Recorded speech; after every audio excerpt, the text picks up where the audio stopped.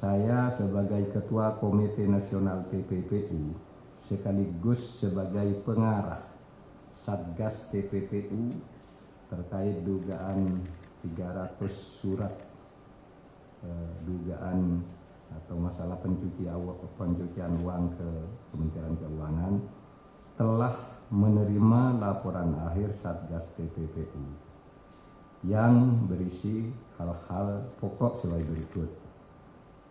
Satgas TPPU dibentuk berdasar hasil keputusan rapat Komite Nasional TPPU 10 April 2023 dan disampaikan dalam rapat dengar pendapat dengan Komisi 3 DPR tanggal 11 April 2023. Masa tugas Satgas TPPU telah berakhir pada 31 Desember 2023 dan dalam kurun waktu 8 bulan.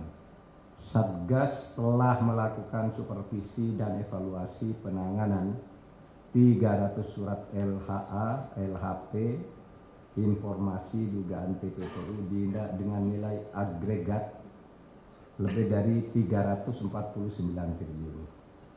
300 surat LHA, LHP informasi seluruhnya telah dibahas secara sistematis dalam Satgas TPPU dengan melibatkan 12 orang tim ahli yang terdiri dari para akademisi dan para tokoh yang concern dalam pemberantasan TPPU bersama Dirjen, sekarang hadir nih Dirjen Bea Cukai dan Jaban Cukai, kemudian Dirjen Pajak, Kejaksaan, Kepolisian, dan KPK. 3. Perkembangan yang paling signifikan dari kerja Satgas TPPU adalah penanganan surat LHP nomor SR 205 2020 terkait kasus importasi emas dengan nilai transaksi keuangan mencurigakan sebesar 189 triliun. Sebelum ada Satgas TPPU, kasus ini tidak berjalan. Namun dengan supervisi Satgas, kasus mulai diproses dengan mengungkap dugaan tindak pidana kepabeanan oleh penyidik Direktorat Jenderal Bea Cukai dan dugaan tindak pidana perpajakan oleh Dirjen Pajak. Status kasus kepabeanan importasi emas Grup SB telah naik ke tahap penyidikan. Sedang kasus perpajakan dalam tahap pengumpulan bukti permulaan yang terdiri dari 4 wajib pajak dengan perkiraan pajak kurang bayar mencapai ratusan miliar rupiah. Terhadap kasus lainnya saat ini sedang ditindaklanjuti oleh Kejaksaan, Kepolisian, dan KPK. Kehadiran Satgas TPPU juga telah memberikan efek positif penyelesaian kasus-kasus serupa, baik penanganan dan penyelesaian tindak pidana asalnya maupun TPPU-nya, seperti kasus yang melibatkan oknum Bea Cukai di Makassar dan Yogyakarta. Jadi saudara, kasus itu berjalan penanganannya dengan cukup baik karena itu tadi ada yang sekarang sudah masuk penyidikan, ada yang sudah divonis. Seperti Rafael Alun yang masuk di surat ini sudah divonis seminggu lalu. Yang sebelumnya lagi ada di 300 surat itu Angin Prayitno. Sebelumnya lagi juga ada Gayus. Itu kan 300 surat sejak tahun 2009 cuma belum terlapor. Ada yang belum terlaporkan, ada yang masih berproses. Jadi semuanya itu sudah berjalan. Satgas TPPU telah memetakan permasalahan dan menyampaikan 7 rekomendasi. Salah satu rekomendasinya adalah Komite Nasional TPPU agar melakukan supervisi terhadap penanganan kasus importasi emas dengan melibatkan kelompok ahli dan kelompok kerja. Bahkan tadi ada usul yang lebih spesifik, dibentuk kelompok kerja yang terus mengawasi setiap laporan itu, memonitor dikirim tanggal berapa suratnya, sebulan kemudian tuh sampai mana, sebulan kemudian sampai mana, dan seterusnya. agar tidak ada yang terlantar. Saudara, Satgas TPPU ini telah berakhir masa tugasnya, namun mekanisme kerja Satgas TPPU yang terbangun dengan baik selama ini akan dilanjutkan dan menjadi bagian optimalisasi kerja tim pelaksana Komite Nasional TPPU. Selanjutnya, saya selaku Ketua Komite akan menyelenggarakan rapat komite dalam waktu yang tidak terlalu lama untuk membahas masalah ini. Saya mengucapkan terima kasih atas kerja keras seluruh anggota Satgas TPPU dan atas dukungan semua pihak, termasuk saudara-saudara para pewarta yang selalu rajin mengikuti dan memberitakan soal ini. Dan sebagai kabar bagusnya saya ulangi, alhamdulillah pada akhir tahun lalu Indonesia sudah masuk menjadi anggota penuh Financial Action Task Force, satu rezim negara-negara anti pencucian uang yang itu sudah diperjuangkan selama 18 tahun.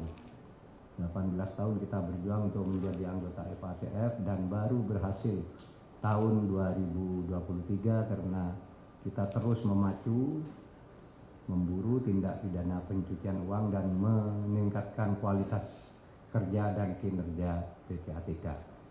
Terima kasih. Kalau ada pertanyaan satu atau dua saja, silakan. Pak, saya Dani dari Bisnis Indonesia. Yang ingin saya tanyakan itu kan salah satu yang besar kan importasi emas 189 triliun, Pak.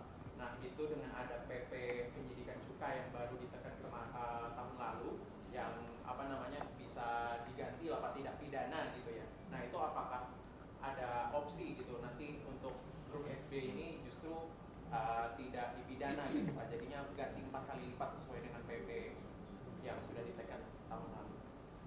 Ini sudah keluar penyidikan ya, kan sudah masuk dalam penyidikan gitu ya. Jadi kenapa? Ya, aturannya konon bisa, tapi nanti kita lihat. Yang penting posisinya ada dulu. Posisinya bahwa kasus itu ada dan sudah masuk penyidikan itu dulu. Karena biasa saja ada aturan yang menyimpangi itu, tapi bisa juga diteruskan, tergantung nanti. Seperti kasus Apeng itu kan dulu mau sudah diampuni itu. Sudah diampuni, diberi ini, tapi saya bilang enggak, pidana dulu masuk, sekarang udah masuk. Gitu. Terserahlah, nanti kita lihat mana baiknya bagi negara ini. Ada lagi, satu lagi. Izin Pak Menko, Pak PPATK dan Ibu. Saya Santi Dewi, Pak Menko dari Times. Ada 3 pertanyaan, izin Pak. Yang pertama. Satu aja, banyak banget. Nggak hafal saya nanti. 2 kalau gitu boleh ya Pak Menko ya, nawar boleh ya Pak. Yang pertama, apa pertimbangannya Pak Menko tidak memperpanjang masa kinerja Satgas TPPU ini dan menyerahkannya nanti ke Komite Nasional TPPU gitu, karena kan sebenarnya harapannya di awal pembentukan itu sangat besar ya Pak Menko. Kita pikirnya bakal ada tersangka dengan nilai kerugian keuangan negara sekian ratus triliun gitu. Jadi banyak publik mungkin nanti akan menyangka oh ini anti klimaks gitu Pak Menko. Kenapa Pak Menko terkait hal itu? Kemudian kedua Pak, untuk kepastian, berarti kalau grup SB ini dinaikkan statusnya ke penyidikan, apakah individu yang bersangkutan sudah resmi statusnya menjadi tersangka atau korporasinya yang menjadi tersangka? Terima kasih Pak Menko. Dulu mandatnya Satgas ini kan sampai Desember. Ini di dalam kesimpulan rapat tadi, ini berakhir Desember, tapi saya akan membawa ke rapat Komite Nasional lagi untuk diusulkan perpanjangan. Tetapi kalau tugas pokoknya memetakan berbagai masalah yang 349 bahwa itu memang ada, itu sudah selesai. Bahwa ada yang sudah diselesaikan, ada yang laporkan, ada yang daluarsa, ada yang dihentikan dan seterusnya, itu sudah masuk laporannya di sini. Tapi bahwa ada kasus 100 yang wah gitu, tadi kan sudah saya sebutkan ada yang 189 triliun yang dulu enggak pernah jalan, disebut tidak ada dan sebagainya, ternyata ada. Itu kan nggak main-main. Sekarang ratusan miliar aja ribut, apalagi sampai 189 triliun gitu. Meskipun itu agregat. Gitu aja. Tadi apa istilahnya?